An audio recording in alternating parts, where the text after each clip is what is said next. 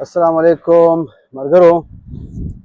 د آیسلند د پارلیمنت هاوس د پارلیمنت مخې ته ولاړ یم، ناست یم.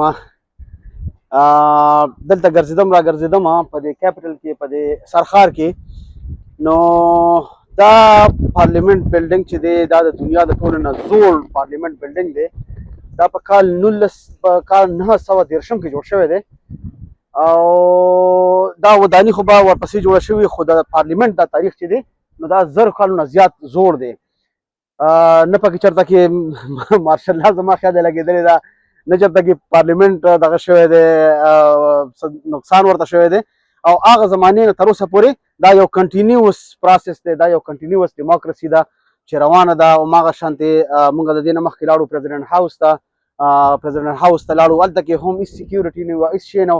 دا د پارلیمنت ته رالو، هېڅ څوک نشته، د پولیس یو ګارډ هم نشته دی، نه دلته کې څه فوج شته دی، نه پولیس شته دی، هېڅ داسې څه دغه نشته دی. د هغې نه باوجود دا ملک چې دی نو ښه مخ په ترقۍ باندې روان دی. د دنیا نه خلک راځي دلته کې سیل ته راځي، امن دی، پیس دی. نو که موږ دغه خپلو ملکونو سره دا څیزونه کمپیر کړو، although there is no comparison، خو بیا هم که موږ وګورو نو هغه لکه ما نه دی خیال چې دغه فوجونه شو یا دغه سیکیورټي سټیټ شو، هغه چې دی نو امپورټنټ دی د ملک د ترقۍ لپاره.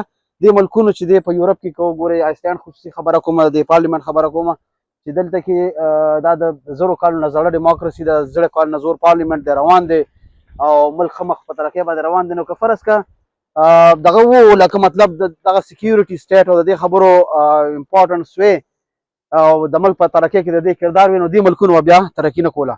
بس ما وایي چې تاسو سره دا ښکلی بلډینګ دی، دا ښکلی ښار دی، دا تاسو سره شریک کړم، تاسو هم راسره وګورئ.